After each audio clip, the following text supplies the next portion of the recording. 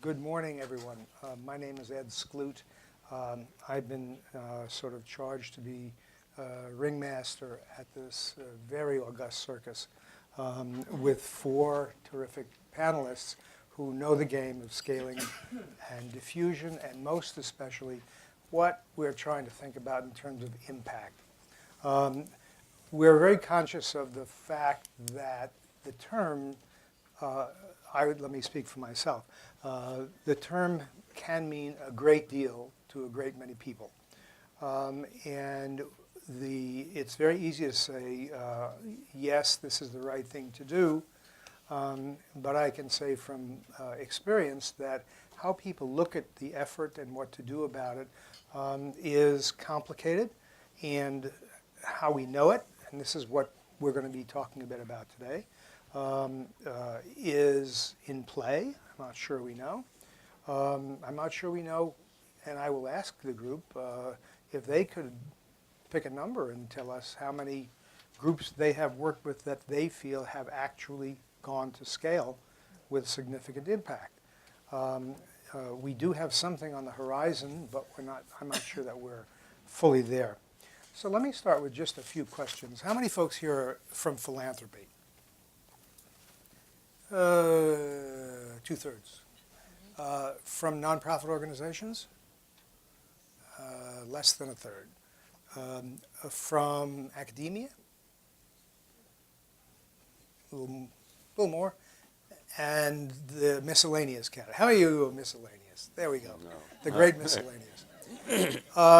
So in part, we should be thinking about our remarks as they relate to foundations, and then how foundations relate to the issue of scaling and diffusion when it comes to grantee connections and to collaboration. Is that me? And to collaborations, and to how they think they're going to go about it. Okay, thanks. We have four terrific panelists. I'm going to go from the far side, and each of them is going to give a brief introduction of themselves. I'm not going to spend the time reading their bios. They're in here, and we've got work to do. But we have Greg Dees. Next to Greg is Paul. Next to Paul is Anne-Marie. Next to Anne-Marie is Carla. All of whom have had many years in working with nonprofit organizations from various sides, and who have watched them grow, struggle, be fragile, come out stronger, still be fragile, and also, most importantly, look to see if they have had impact. So let me start with Greg. You're, in a certain sense, a natural historian of the field, but you've also spent a great deal of time thinking about scaling, what it means, and how that connects to impact. So you might give a little bit a story about yourself and how you're in it, and then what you've seen and what you're seeing. Sure. Thanks, Ed. So a little bit about my background. I got into this field. I am an academic. I have had a little bit of time in the field, but very, very small, a couple years leave of absence to do some work in Appalachia with a group called the Mountain Association for Community Economic Development. It was a great experience for me, but a failed entrepreneurial venture. We started a website for Appalachian entrepreneurs to help them connect with each other. That website didn't accomplish what we had hoped it would accomplish, but it was a great learning experience for me. But I'm primarily an academic. I got into this field by getting into social entrepreneurship, started teaching business entrepreneurship, and then evolved into social entrepreneurship. And the issue of scale came up almost immediately as I noticed that social entrepreneurs didn't seem to grow their organizations as rapidly as business entrepreneurs who were successful. And so initially this idea of scale seemed to be presented to me as an issue of growth. of organizational growth. When we think about scale, we thought about getting larger. And so that's how it hit me. So I looked at social entrepreneurs and I said, well, what's the issue? Why are they growing so slowly? And why? What's the problem there? And initially, I blamed many of you, the funders, because that was the complaint. The complaint was often, oh, my funders will give me money for 3 years. It's 3 years and out. They've got some kind of rule, or the funder has some other kind of limitation, or they'll only fund this program. They're not going to fund our infrastructure that we need to build if we're going to grow the organization. And so there were all kinds of rules and restrictions and regulations that the funders were providing, limiting the organization's abilities to grow. So as I got to know more organizations, that was often the complaint, and it was focused then on organizational growth. As I got a little more sophisticated about this, we started thinking about it, well, is it really organizational growth or is it about impact? And the more we talked about it, it was about how do you achieve greater impact? That should be the issue of scale. It should be scaling your impact, not necessarily scaling the organization. And as we look at the field, it really should be about how do we scale the things that are most effective in the field, not just build this organization. So if this organization has something that works, how do we get that out? And that links scaling to diffusion. So the issue of how do we take something that's working, at the time I was in Boston, I was teaching at Harvard Business School, how do we get something that's working in Boston, let's say, and move it around the country? How do we do that? I was serving on the board of a group called Partners for Youth with Disabilities. It's a group that provided mentors for youth with disabilities in the same way that Big Brothers Big Sisters provides mentors for young kids. In this case, we were matching kids with disabilities with adults who had similar disabilities. And it was a unique program in Boston. We were expanding, having some great success in Boston. We're getting requests to go to other cities, and that was an interesting scaling challenge for us. And the question was, how do we get this program out to other locations? We could barely handle what we were doing in Boston. It was a small organization, very limited budget, and there was a great temptation. We'd go to conferences. People would be excited about the concept, and they would want to have it in their location. What do we do about that? How do you diffuse a concept like this? So that became part of the conversation. And if we have something like this that is working, and if it's working effectively, how do you get it out? So in my perception, and as I talk to people in the field, this conversation around scale, it was one that started to evolve. We started to develop a vocabulary about scaling deep in your own location, scaling out and more broadly into new locations, scaling your impact through diffusion or dissemination, scaling through affiliate strategies, and we started to develop different pathways for scaling impact. And more recently, while there's a lot of talk about scaling what works, that can happen through diffusion, it can happen through creating networks and other kinds of mechanisms. We're also seeing scaling that's happening through collaboration, and we're seeing collaborative impact, other ways that people are scaling impact and achieving greater impact.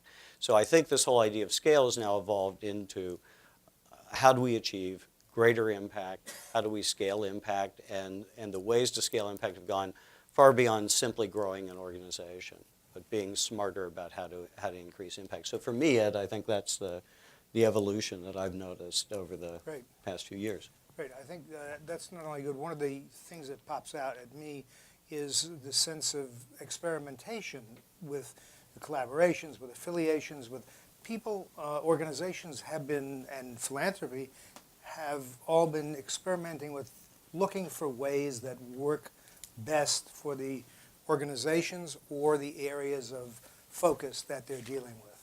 I just want to leave it there because the question of experimentation also to me involves risk issues, and we'll get there later probably. Paul, why don't you pick it up from your perspective as the former director of the SIF, and previous to that, management consultant working with groups, largely nonprofit groups at Bridgespan and so forth.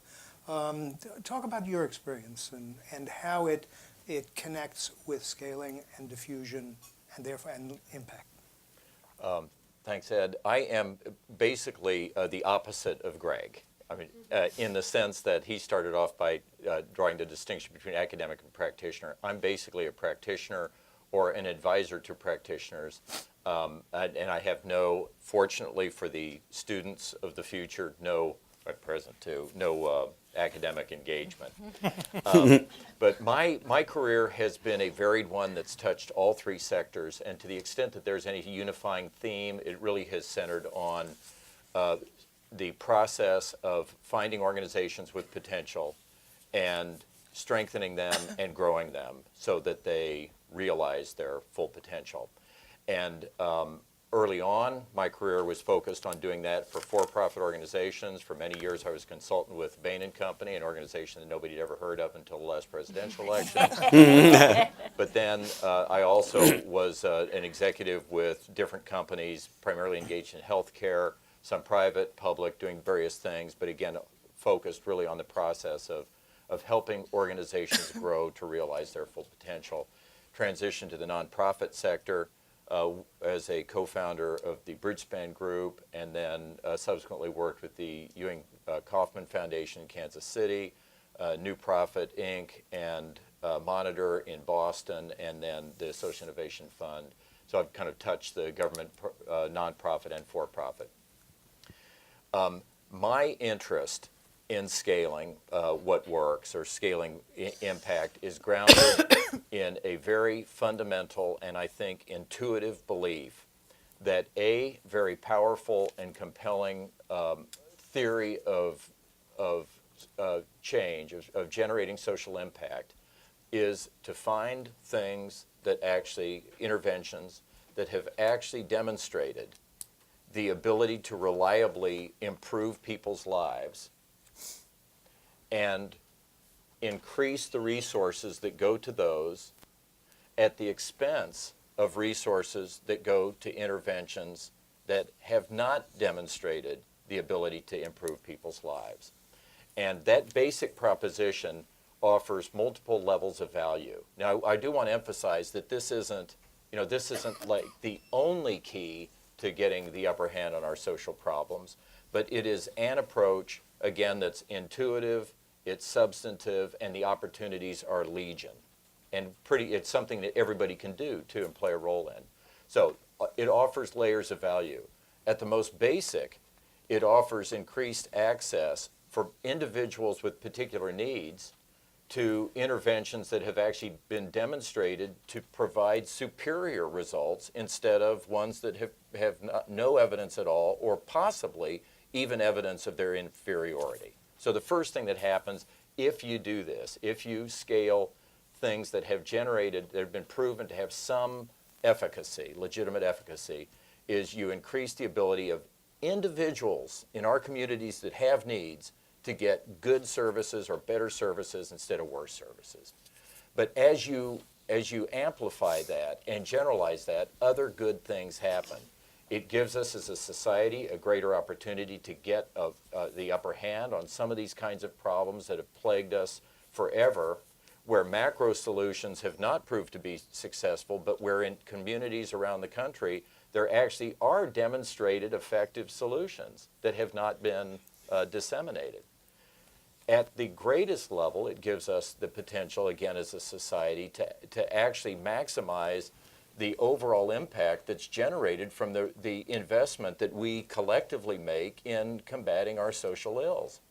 Now, if you don't believe that that will happen, and that process, it's an ongoing process. It's not a matter of just finding right now the things that work, growing them, and never paying attention to anything else. It's an ongoing process. And if you believe in evidence-based decision-making, then every one of these things that you're scaling is actually subject to being disinvested in if it turns out that there are other solutions and approaches that are proven to be even more effective than that. But it all comes down to this basic idea of finding things that actually have been demonstrated to improve people's lives better than alternatives and growing them at the expense of things that don't have that. Now, not surprisingly, maybe it is surprising, but fortunately for all of us, the government has taken some interest in this. And as I noted in the last session, I'm not comfortable being an apologist for government, but I will say in this instance that I think the Obama administration deserves a tremendous amount of credit for trying, for recognizing that we know now that there are some things that work and some things that don't work. And to the extent that we can drive resources disproportionately to the things that do work, we'll be better off, and our neighbors and our friends and our fellow citizens will be better off. That is true of any funder. It is especially true of the federal government, the funder in chief. And so the Social Innovation Fund was actually designed as a very limited pilot that would demonstrate that this actually can be done, and hopefully then provide an inspiration to other funders, both within the government and outside the government, but even more practically, provide an actual working model for how this can be done with demonstrated effectiveness. That's not to say that this approach, again, is a panacea. It is absolutely not. We still need to be swinging for the fences. We still need to be thinking about those problems where there is no single intervention that has any evidence of being effective. We've got to keep doing that. But recognizing that we need to keep doing that doesn't mean that we shouldn't do that we shouldn't get the singles and doubles that we have the ability to do right now because we have interventions that actually have evidence of effectiveness. Great. Very good start and provocative, and we'll come back to that. Anna Marie, Deputy Assistant Secretary at HUD, you just told me that you're on your second tour of duty, which will give us lots of interesting connections from first to second. But you have a most interesting angle of vision, sitting not quite as a funder, certainly as a supporter, and a provocateur to make things happen in terms of scaling and diffusion. So tell us a bit about yourself and your role in government. Thank you very much. So, as Ed said, I'm the Deputy Assistant Secretary for an office that was created 3 years ago. It's Office for International and Philanthropic Innovation.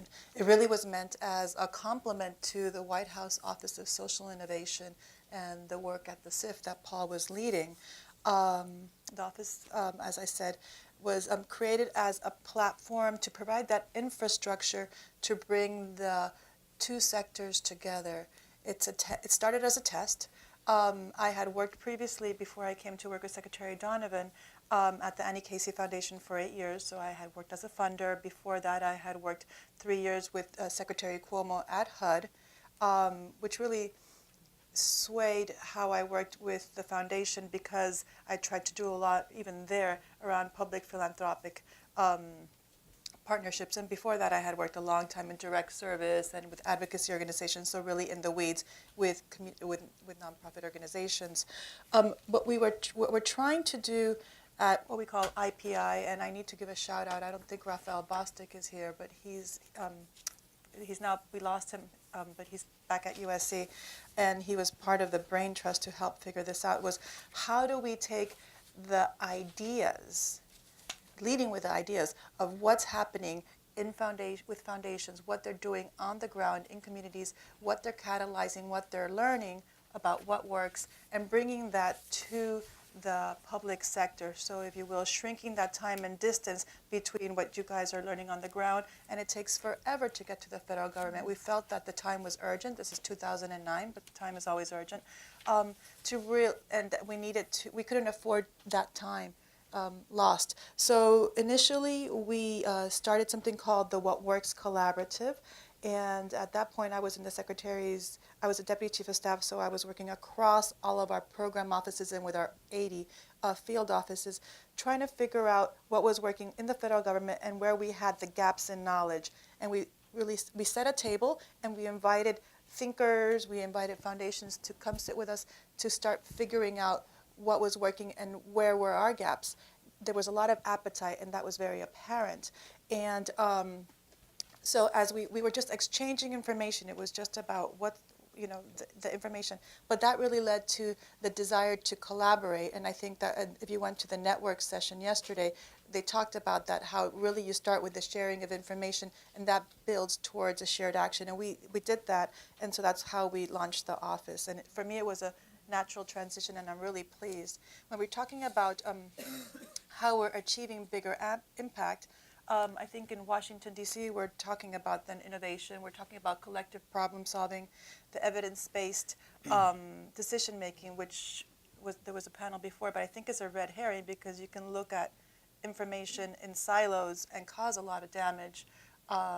Just as a quick one on that. For example, if I was just to look at housing information, and I'm doing work around green retrofits, making houses more energy efficient, I can actually, from HHS or from Department of Education's standpoint, be doing a lot of harm because those same kids whose parents are now saving a lot of money around their utility bills because their houses are green are then, they now have houses that are sealing in the toxics, and the kids are actually getting sicker more and absent from school more. So really be careful on this issue of evidence and data because it can send you on the wrong path. But back to what we're looking at. So we are looking at evidence-based decision-making, but really trying to figure out across how we have comprehensive data. And then lastly, I think I would add capacity building, which maybe we'll get to at some point because that's a really important part of scaling, and a shift from grants-based approach and just spreading out the grants to really more of the investments that you were talking about. The SIF was really seen as, I think, investments in what works, and it's that meant to minimize those risks and really amplify the returns, and the returns are double and triple. For us, I think we are looking at scaling not just organizations, but really also scaling includes products, processes, policy, platforms that all can be scaled. So we think about scaling from a big frame. From us specifically at IPI, what we're doing is really scaling our knowledge, scaling shared solutions, the scaling of what works, and really creating an echo chamber, if you will, so that folks across the country really have access to these ideas and tools and strategies. One example that I really like is the EITC, Earned Income Tax Credit. 15 years ago, nobody knew what EITC was, right? Today, it's one of the federal government's largest strategy that's working to lift people out of poverty. And it's happening all across the country, and it's not happening by 10 intermediaries that are just improving and deepening and making their work larger. It's happening someplace. It's happening out of the mayor's office. In some places, it's a Chamber of Commerce. In other places, it's foundation-driven. In other places, it's LISC. So it really varies, but it's really how do you get those good ideas so that there's take-up. And if the ideas are good, people will take them up, even if there's money on the table or if there's not. In terms of specifically HUD, I think you'll see some really good scaling examples if you look at our Hope 6 initiative, which started actually many secretaries ago with Jack Kemp, and it was a good idea. So it's really lived through different administrations, Republican or Democratic. We now have choice neighborhoods, and that's really being scaled up. It takes the lessons of Hope 6 and it adds to it. It brings in Department of Education, so we have choice neighborhoods and promise neighborhoods. I think that's a really good example of scale, but it's taken a whole generation to get to where we are, and I'm sure that there's more. Let me just ask you to Wrap it up and then we'll come back. Sure. There's other examples, green and healthy homes, and we have innovation around capacity. So I'll wrap it up, and I'm looking forward to questions. So thank you. Carla, Great. our California maven, Okay. but having had great success at Corporation for Supportive Housing, moving on to Red F, and talk a little bit about how you, as a true practitioner on the ground, making scale happen. What are the levers of influence? Yeah, Ed said he wouldn't insult me by saying I'm not a theoretician. So I am not a theoretician. I'm really in the trenches doing practice, and I benefited greatly from all the people here, the advice of Greg, the advice, and also resources that Paul was able to provide through the SIF, and the partnership with all the networks that you've been able to put together at HUD. I worked in state and local government for 6 years, and then I was with the corporate. Then for about 22 years, I've been both a grant maker and a grant receiver. So I've been in those kinds of organizations that do both. For 15 years, I was with a group called the Corporation for Supportive Housing. And we started with the idea that there were people who were chronically homeless out in the street, drug addicted, mentally ill, who needed not shelter, but a place to live with some support, long term. At the time, nobody knew what that word meant, what the idea meant. You know, there was really no vocabulary for this. It was happening very rudimentary level around the country. Through this intermediary and many partnerships and a network, we basically took it from there to now a central strategy that's being used all over the country in any community that deals with homelessness.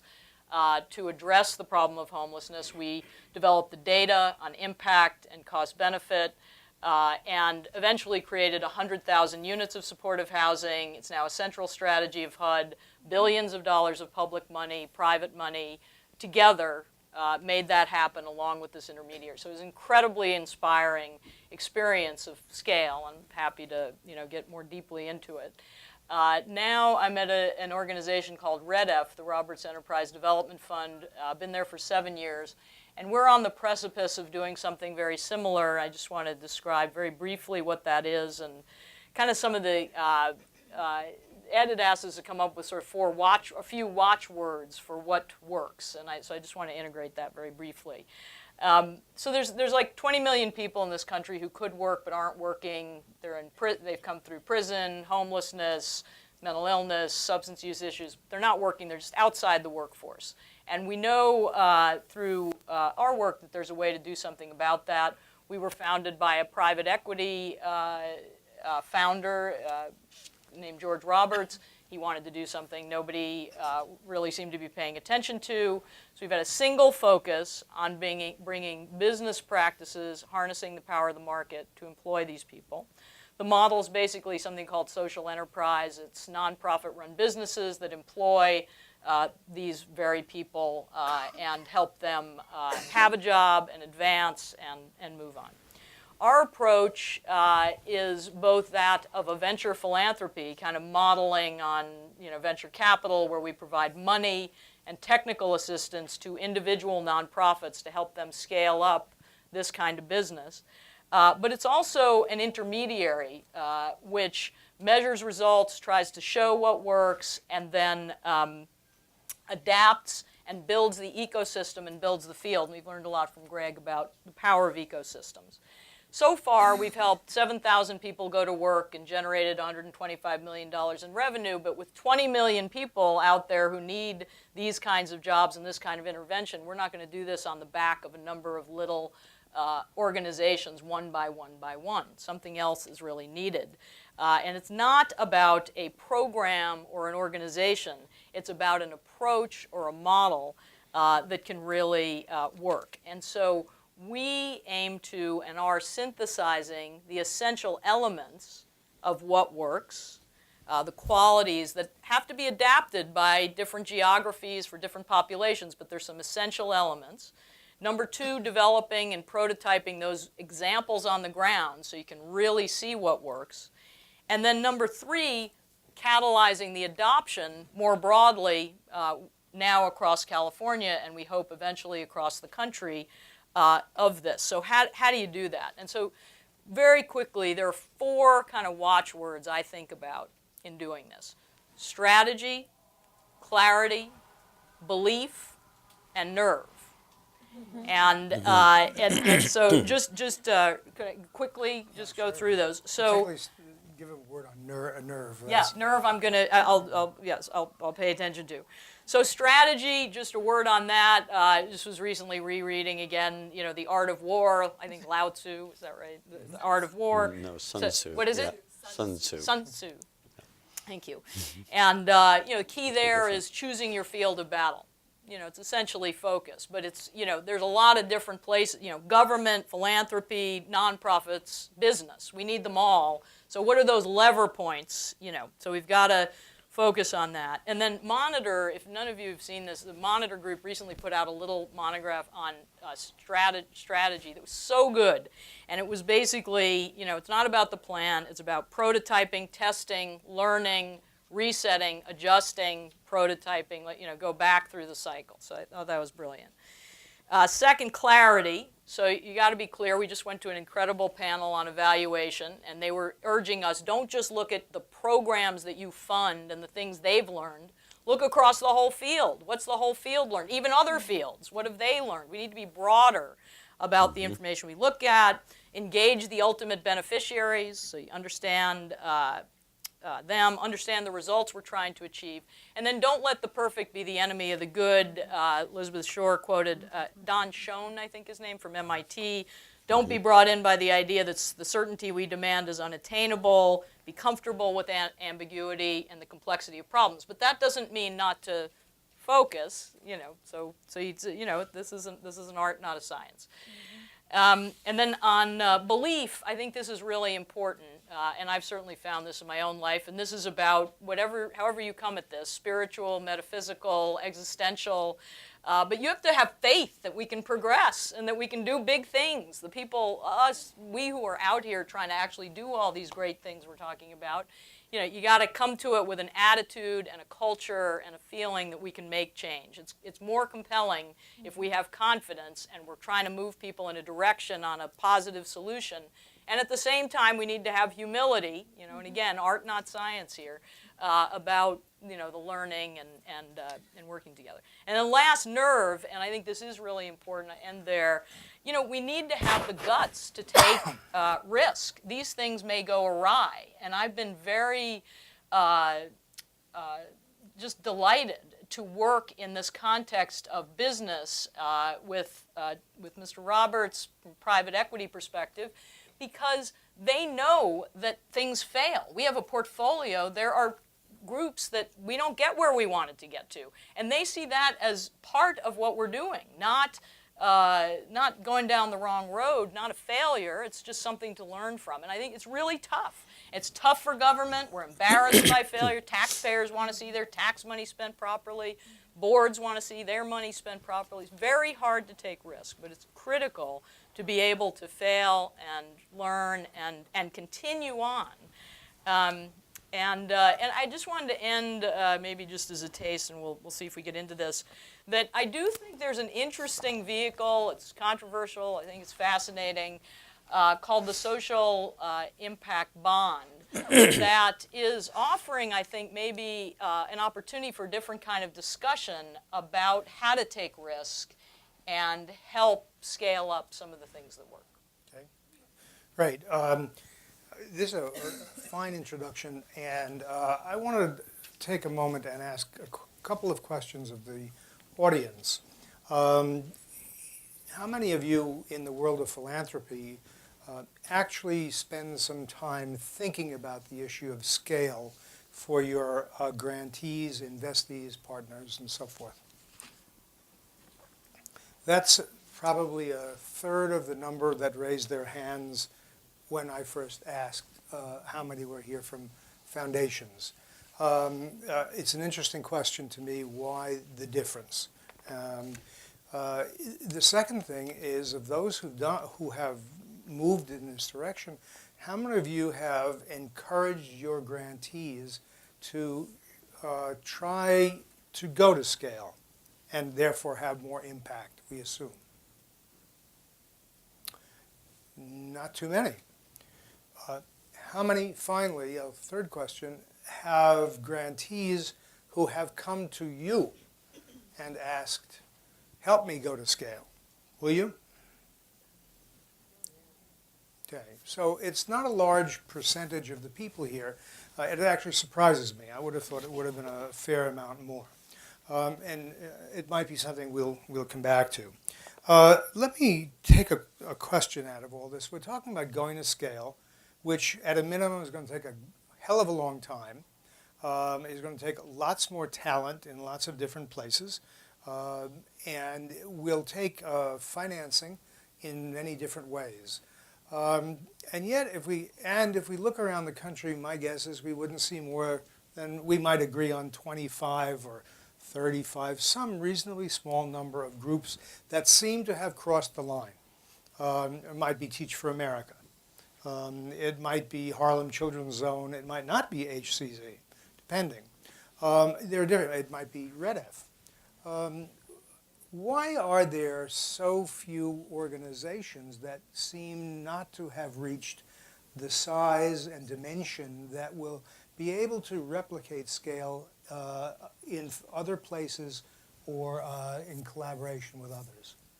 Panelists, any thoughts about that? Why don't we see more of it? I mean, I'm happy to give some thoughts. I mean, certainly part of it goes back to capacity building, and I think it was Anna Maria who raised the capacity building issue, among others. Is many of these organizations don't have the capacity to do this, and there are not many folks who want to fund the development of that kind of capacity. It's not easy to launch a campaign to scale an organization. I think it takes skills that are different from the skills of delivering their services. And those skills are skills they've either got to develop or they have to hire, and that's that takes a while to build that capacity and to be ready to scale. So they've got to be ready as an organization to do it, to take on those challenges, and I think very few organizations are quite ready to do that, even if they have the will or desire to do it, and some don't, even though they've got a great program, may not have the desire as well because they just may not want to take on the burden of doing that.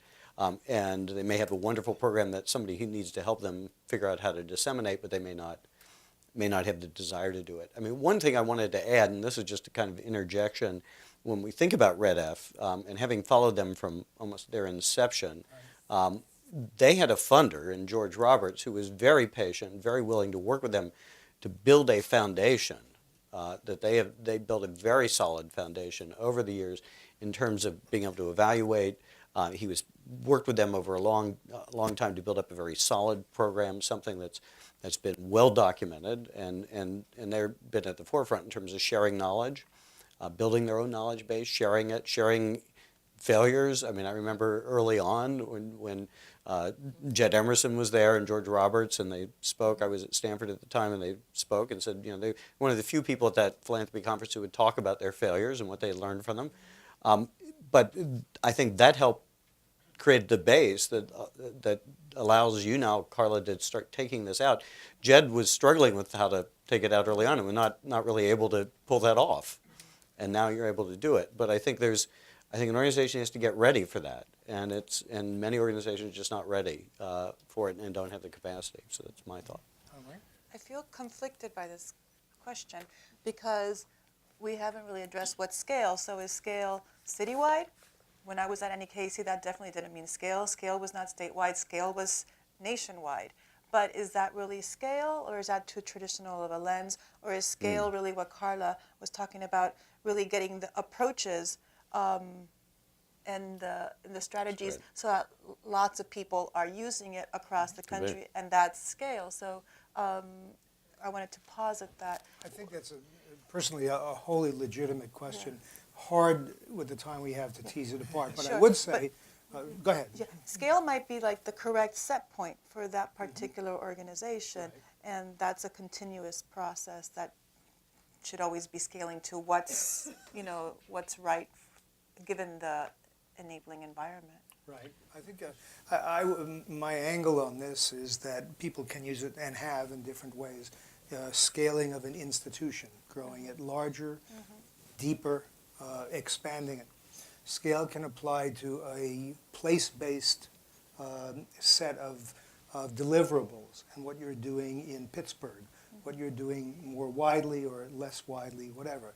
Scale can be, and I have heard it used many times, developed as an idea. Well, we're going to take Annie Casey, read by third grade. We're going to scale this idea and look for ways to bring it across the country. And Ralph Smith, who some of you know, is going around the country in missionary fashion trying to make that happen. So I think that your question is totally appropriate, particularly for the foundation to people here to work through it themselves to understand how they're going to look at the matter of scale and impact as they are dealing with their grantees. Because not one definition fits all. Perfect. Yeah, there's no silver bullet. Thank you. Paul. Recognizing the legitimacy of the question of what scaling is and what it is we're trying to scale, the fact of the matter is that pick a measure, it's not happening. And the most basic way to think about scale is probably organizations, and recognizing again that there are other ways that practices that actually drive impact can be shared. But if you just focus on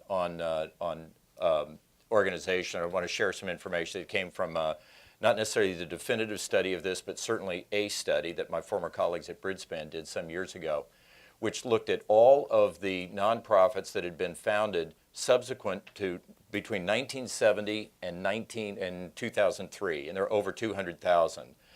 That was 200,000 that were still in existence in 2003, so who knows how many had come and gone by that time.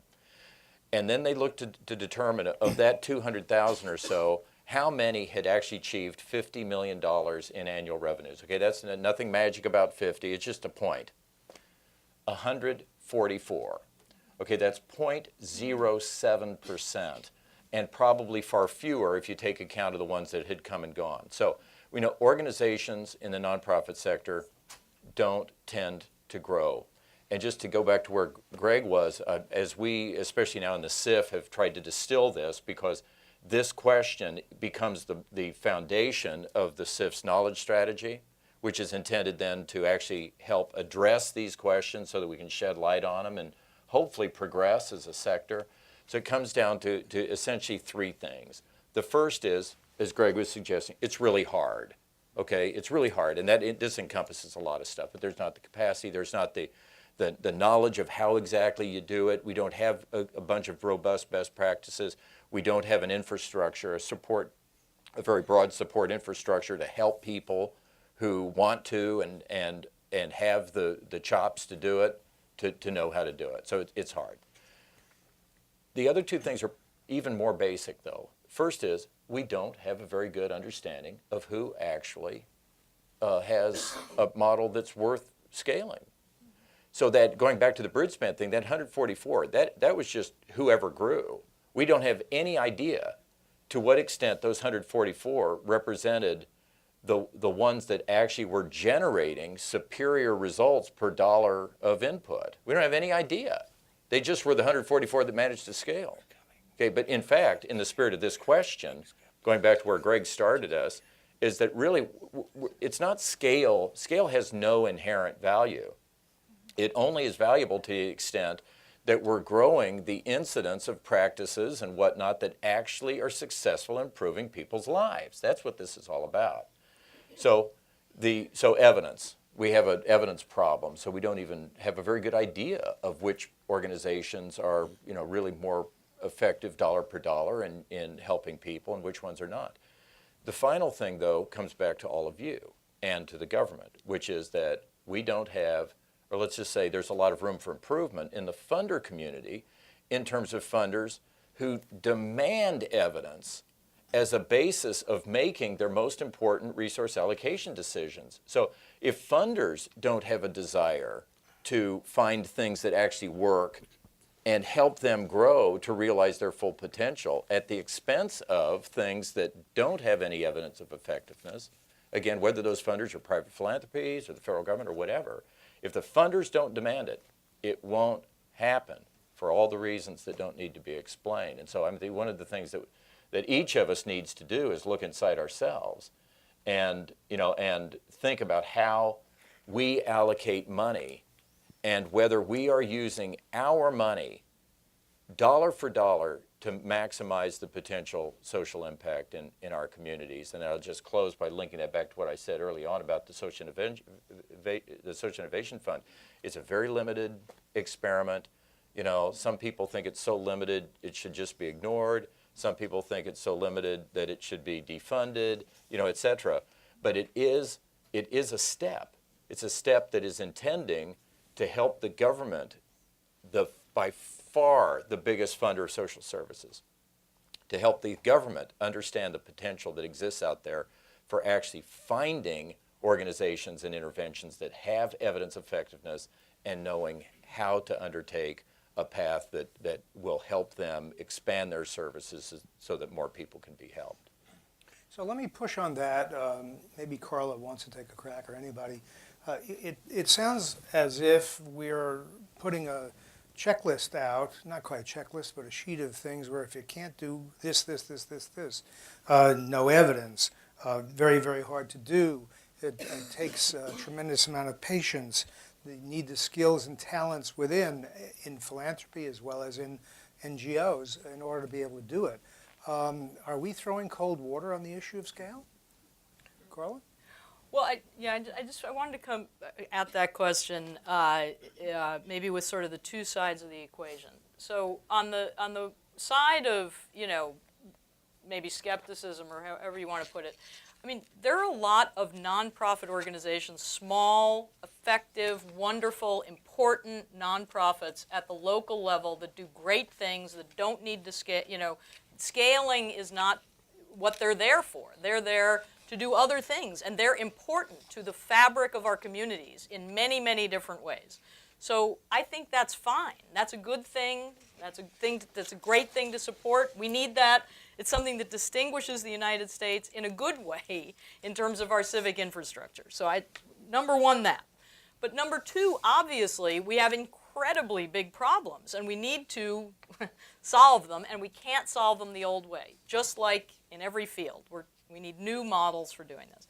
We know that. And so there, I just wanted to make this comment, that I don't think this is at all, I don't think this is at all just about scaling up individual organizations to be huge. I mean, that can be part of it, but think about, and I don't want to get too theoretical because I won't get the metaphor right, but I was just thinking about food access. Just think about food access. U.S. compared to any place else many places in the world. We have decent access to food, whatever you want to say about healthy food and all that.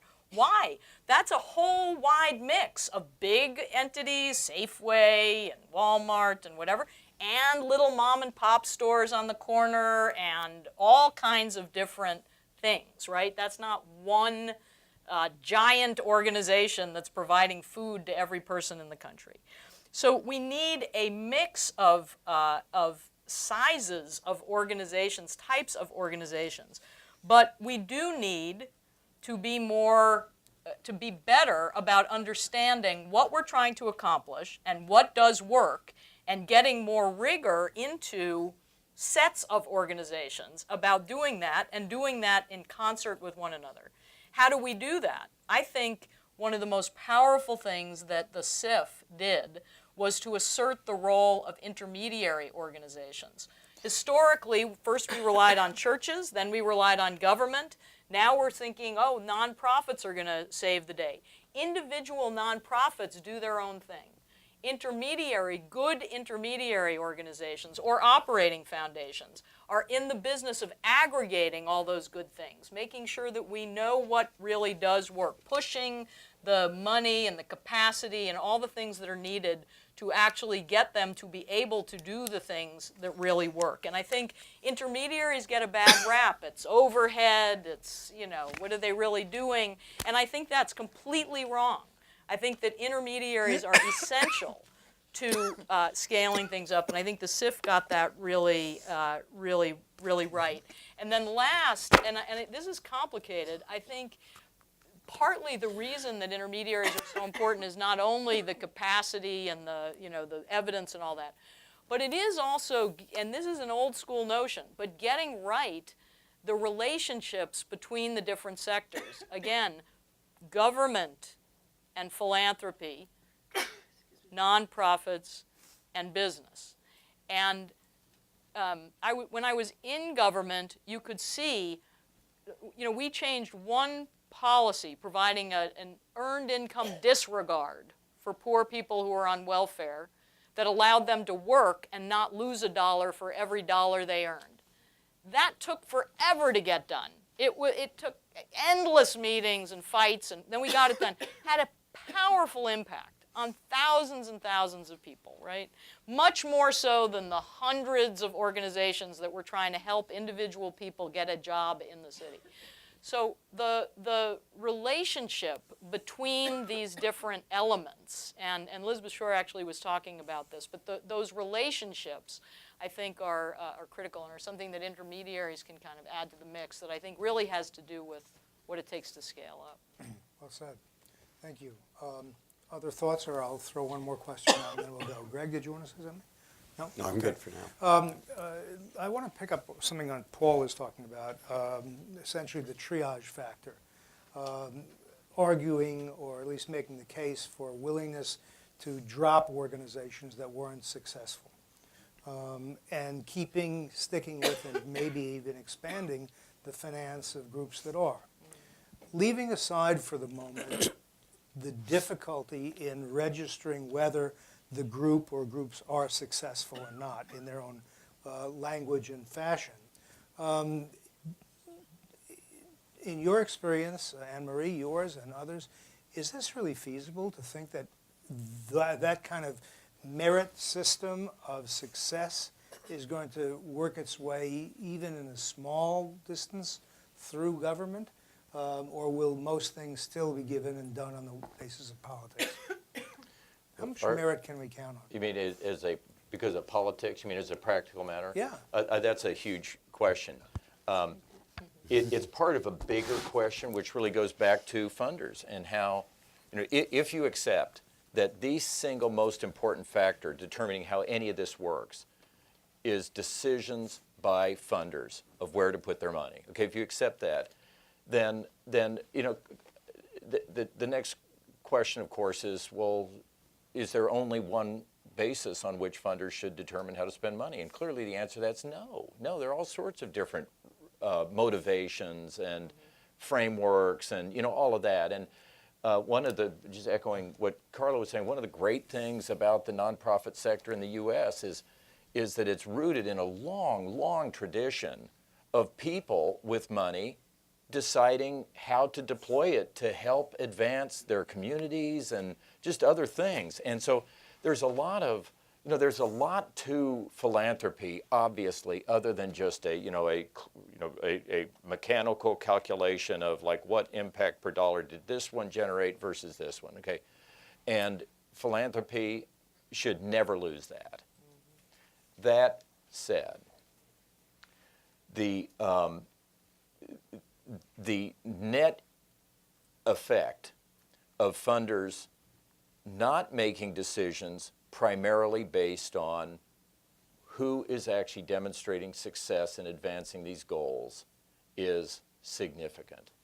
And so, the only way, arguably, that we as a society can make progress against at least certain kinds of problems that lend themselves to these interventions is by ensuring that over time we are improving, that more of that money is going to things that show superior results and away from things that don't.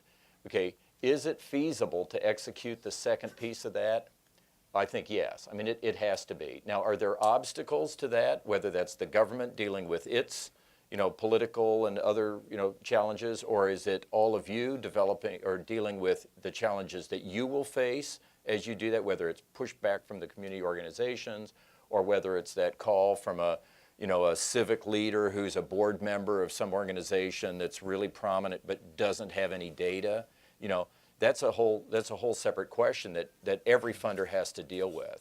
But as a society, I think we've got to have some faith that this process will work, because if it doesn't, we have only ourselves to blame for not making any progress against these problems.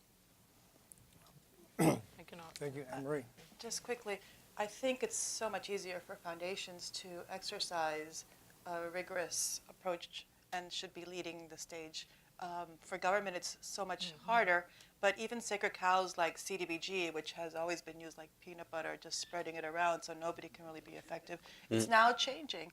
And we're really taking up prizes and competitions in a way in this administration that I think is very intriguing, not just the SIF, but really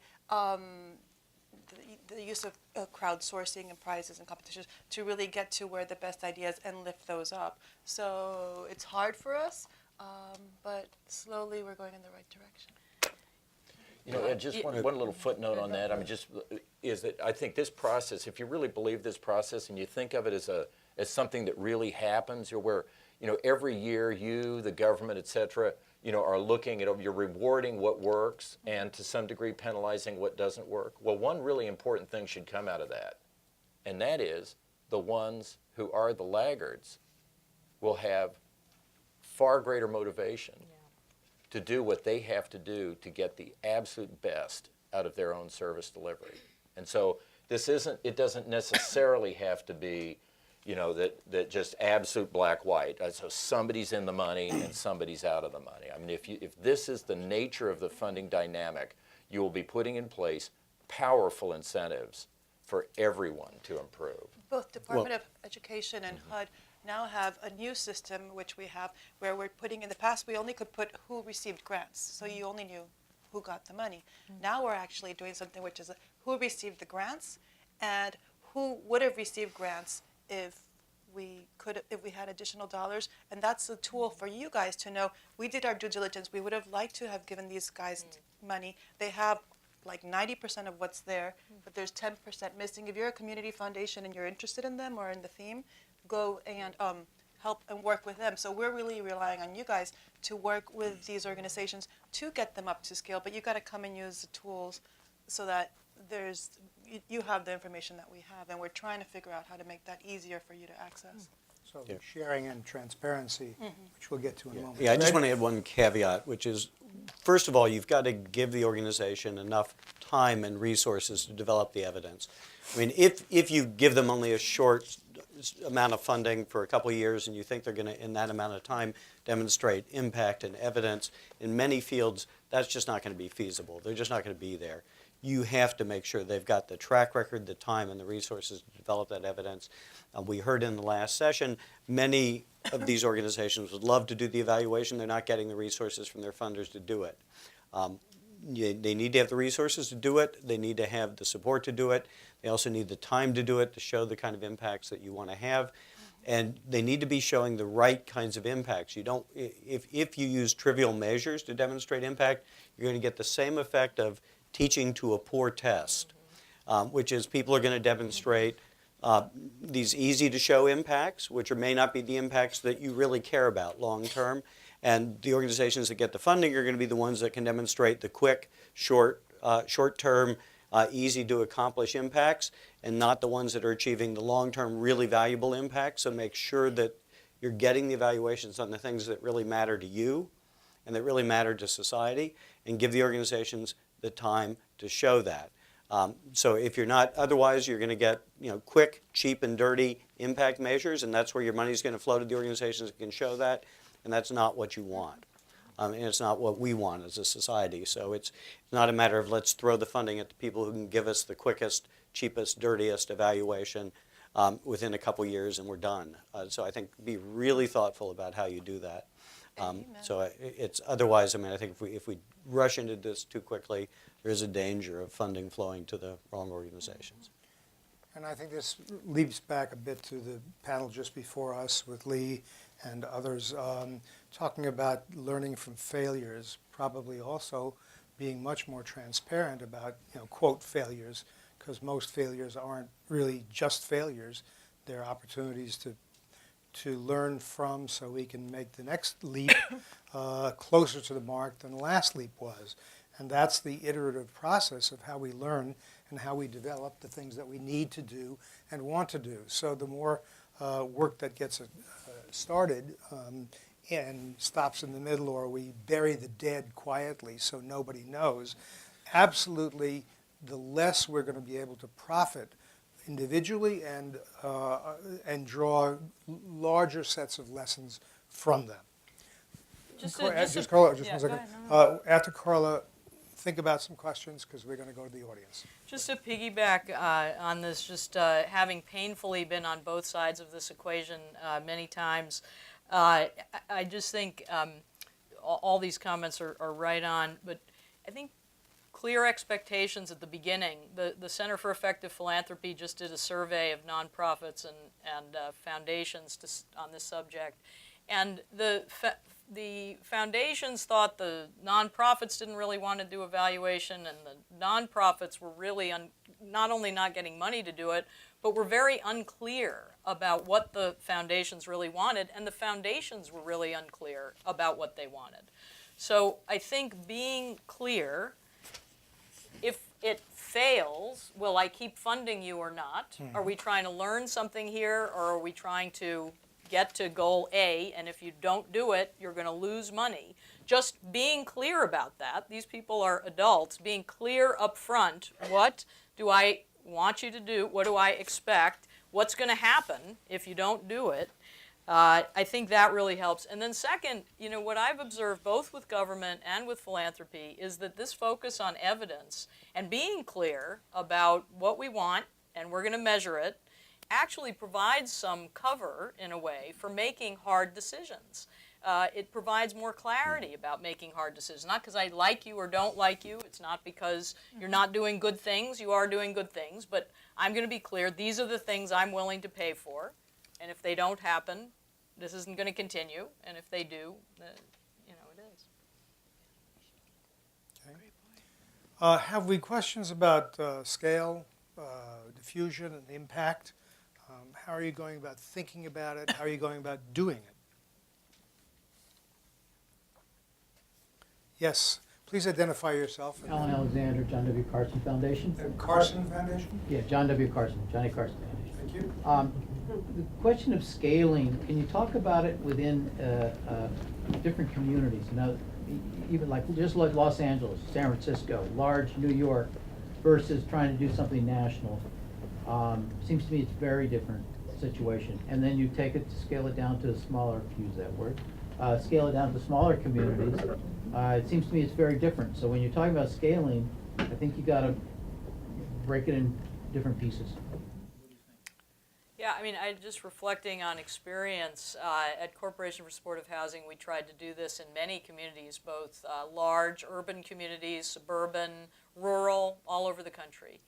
And I think the lesson there is, kind of simply put, is just there are essential elements. You have to try to figure out what are the essential elements that actually achieve the result. There are some essential elements. They have to be there.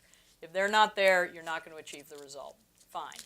But then there has to be lots of adaptation. We weren't going to put up a 500-unit apartment building for homeless people in rural Georgia. And we weren't going to put up a 5-bedroom house for people to live in the middle of New York City. So you have to adapt, but I think it's possible to do that. Find the essential elements of what works, and then be prepared to adapt to the local circumstances where you're trying to replicate. Something I'd add to that is that I think the essence of the scaling process really is it comes down to the willingness of funders to put money behind the things that generate the greatest impact. Okay, I know that's simple to say and hard to do for all the obvious reasons, but that is as true nationally as locally. So in a given, if you're an organization that has just a local focus, assume for a moment, imagine a situation where actually there was credible objective information that satisfied all these complex needs we know are out there in terms of your ability to make a judgment about which organization actually generated greater impact for the investment that you made in them. Then within the areas of your focus, you would want to put the most money behind the ones that generated the greatest impact. And so if you think about yourself as satisfying demand as opposed to being the engine driving somebody to grow, then that may make it a little more legitimate and comprehensible. But if everyone were doing that, if every funder, a lot of ifs, but if every funder had that orientation, at least where relevant, and if we had kind of credible information that facilitated good decisions around that sort of thing, then good things would happen. In a given locality, you might redeploy funding behind one organization instead of 3 organizations that were doing similar kinds of things, which would enable that organization that you funded to increase its size relative to the others. If that's the way you fund it, that might also make you more open to an organization that's not in your community, but is in the community next door, a community across the country that does something similar to the organizations in your community, but actually has evidence of doing them significantly better. If you, under those circumstances, take money, give it to this other one coming from into your community from another community, which is going to be really hard because of the, all the local dynamics. But again, as Ed was, or Carla was saying, if this is how you make decisions, it would be more understandable. You'd still get blowback. But if you could do that, you're helping that organization scale. Similarly, what if one of those organizations in your community actually is the one that has the strongest track record of generating success? Well, maybe then opportunities grow for those organizations in your community to go back to others. Because again, it's all about this, not about pushing the growth of good ones as opposed to bad ones, but actually enabling the growth of good ones or the superior ones rather than the inferior ones. Yes. It seems to me we've spent a lot. Identify yourself. What? Identify yourself. Oh, June Holly. It seems to me we've talked a lot more about scaling organizations and programs, and Anna Marie was mentioning about, there's processes, like just being able to having the skills to collaborate, or like Ed was talking about this morning about, all this technology that has just incredible potential.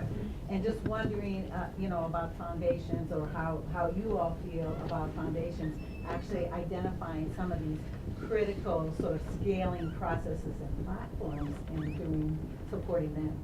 I'm glad you brought that up, because as Paul was talking, I was thinking about another way to scale, if it's about the work and the impact, is like one organization is doing looking at several organizations in a community or in a region that are doing different slices of same thing, but again, different slices, and then having them woven together, to use your word from yesterday, so that they're sort of like filling in the glue and the blind sides that the other one wasn't doing. So that way, you're really creating a broader set of resources for the community. One idea, for example, going back to my Annie Casey days, is what we were calling the Family Economic Success Initiative. So, there was the folks that were doing the workforce development, there's the folks that were doing the EITC, there was the CDFIs that were providing financial literacy and doing the IDAs and the savings. So sort of like scaling by bringing together all the organizations that have a vested interest, and then they can grow it together. Living Cities is another example of how to scale. But that was one thought that I had when you were talking about the options. I'll take one quick swipe at it. The archetypal effort that has been done over the last few years, several years, is the work of the Edna McConnell Clark Foundation, which, if many of you don't know, you actually should, who will work with their groups, usually only with organizations focused on family and youth, and building these institutions that work with this cohort of people. And they call their program staff, they're not program staff, but they use different terminology. But the point is that what they do is start at the very beginning with very promising organizations on which they do enormous amounts of due diligence. And from that point, they will constantly and continually work with them, getting them through the planning cycles, business plans, and everything else, until they will gradually get stronger, smarter, better, and presumably go to scale. They, a couple of years ago, created a growth fund for groups that were already at the mezzanine level that they had worked with, and so it goes. So we actually have, in my understanding, one superb example of how this can be done and has been done nationwide, where a foundation of not enormous size, its endowment is less than $1 billion, but that has concentrated its forces on the issue of going to scale and relentlessly working with the organizations to keep them on the path. So this kind of partnership has borne what evaluators have said are tremendous dividends. So take a peek at that if you want to see a story about how things have been done. Carla? I was just looking around the room and realizing there's a really nice, another example. That's a fantastic example, really worth looking at. But there's a wonderful example right here in the room from corporate philanthropy on two ends. The Bank of America has been helping us create a learning community with hundreds of these kinds of social enterprises all over the United States that now meet together regularly in person, on the phone, et cetera. We're driving evidence and information from the federal government from a high level that none of them individually were accessing or really could get a hold of. We're helping them know each other so that they can, help each other, et cetera, et cetera. So a big network, they're helping us do that. And then JP Morgan Chase is helping us to develop a online presence that's going to have a lot of interactivity that will share a lot of the knowledge, what we know about doing this work, so that that network of organized people can start to access the best information that we have. So I think those are just concrete examples of how you can do that. Stages on the road of getting to scale. Yeah. Okay. Next? Yes. Jack Knott from USC. Jack, stand up or at least shout. Okay. My question has to do with whether the going to scale and these social programs and nonprofits can learn anything from business going to scale. And my understanding of business going to scale is it has a lot to do with the economies of scale. So if you're producing a car, to take a simple example, and you have to produce it for people, it's a very, very expensive thing to do. But if you're going to produce it for 100 million people, the car becomes much more reasonable. And so there's an economy of scale, and that is duplicated all over. You also have the role of technology. Building houses doesn't go to scale because it's a very small craft. You get little teams of people that take sticks and they build them together, and that's how they make most houses. It's not mass produced in any way, and so it doesn't go to scale. So are there, from your experience, any lessons coming out of why businesses grow large to understanding why nonprofits or social service nonprofits might grow large? Well, as an academic, you know that that's an entire curriculum. Because I haven't heard anything about anything like that. Okay, Greg, do you want to take a whack at Yeah, that? I'm You're certainly the happy to natural. take a whack at You're it, but the natural. I don't want to fill up the whole rest of the conference with it. It is a fascinating question, and there are differences between manufacturing organizations that can capture economies of scale and service-type businesses that don't have the same kind of economies. But service-type businesses still grow, so many of them do. So you look at something like Staples, which was founded in Boston around the same time of City Year. City Year is in what, 15, 20 cities. Staples must have, I don't know how many hundreds of stores now.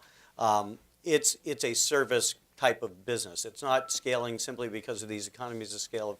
It's not producing the pencils. It's selling the pencils. It's the people on the ground at the stores selling them. So they're putting new locations, they're hiring people, they're delivering them. So it's, Could sell those pencils at a lot cheaper than they could if they were to scale. That's why Costco and Walmart. they can sell the pencils, but they still have to hire the people and pay the same wages in each place. So it's not simply about the price of the object. It's actually they pay the wages. A lot of their expenses are in the wages of the payroll. So it's not simply about the price of the object. So even high-end luxury stores can scale as well. So you can see Neiman Marcus. You can see it's not simply about low price.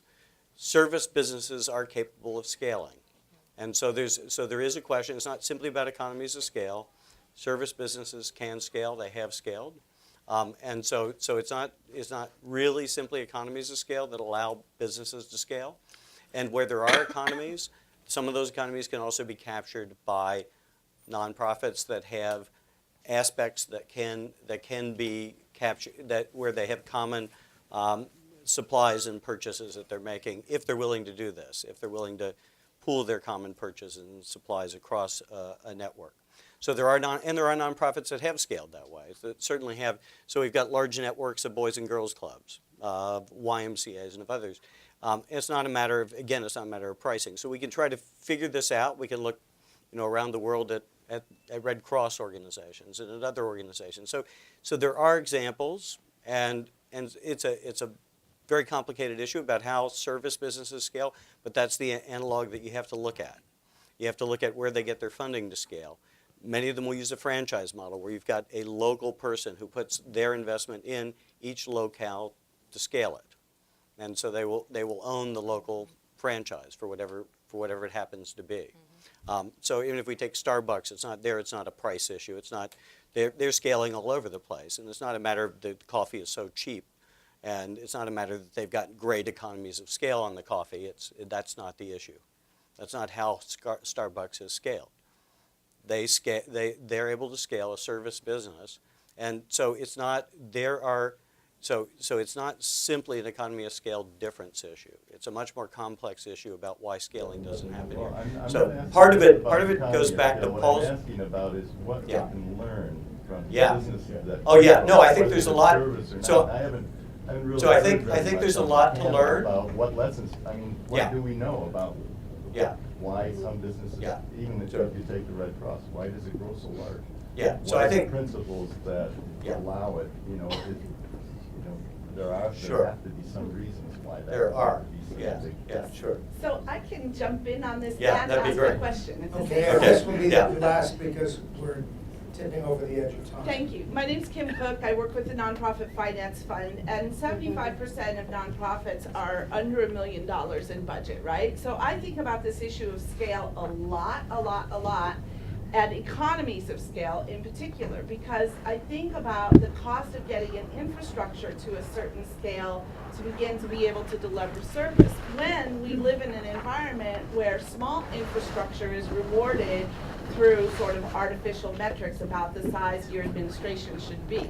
So when I think about small organizations, I'm thinking a lot about improvements on the margin that allow them to scale incrementally. But I often ponder aggregation to create an infrastructure base that would allow for economies of scale, perverting the concept a little, but economies of scale that were built out based on an ample infrastructure for the aggregated group. And you guys have talked some about aggregation, collective impact, and so that also brings me full circle to if you're funding things that have data and evidence to support them, then in an aggregate, how do you attribute the results? Well, I think the answer to that is that's really hard, and I'm not sure we know how to do that. and even on top of that, there will be lots of people, each of whom claims parentage, and says I'm the reason for the success, because we have lots of folks who want to do that. I want to close up the conversation, which I think has been juicy and important. I'd add a 30-second addition to the earlier question by saying the private sector also has a system of instruments of supply and demand where there is a marketplace for money and there is a marketplace of finance. What we do not have in the nonprofit world or the social sector is in any sense a system of financing organizations that will let them grow at any particular speed. We just have never created those institutions. And philanthropy, in certain senses, is at fault for keeping this world that we work in as fragmented as it is. So it's enormously difficult to aggregate dollars, and it's enormously difficult to bring monies and people together. We simply have been laggard at best in creating the instruments and the mechanisms whereby financing can be directed well to the groups that are scaling and having impact, or simply having impact, versus those that are not. And that is a responsibility of our sector to be able to do if we expect to move up in the impact area and deliver for the people we're working with. So let me with that stop and say I think we could have gone on quite a bit longer. In a certain sense, I feel like this was scaling and impact 101, and at the same time, it was scaling and impact in ways of looking at it and constantly redirecting our attention, because even though the words are quite simple, the concepts are immensely complicated. All the folks here are the experts. Connect with them. If you want, connect with me, and we'll be happy to go through this more. But for the panel, I'd like to say thank you to you for being here.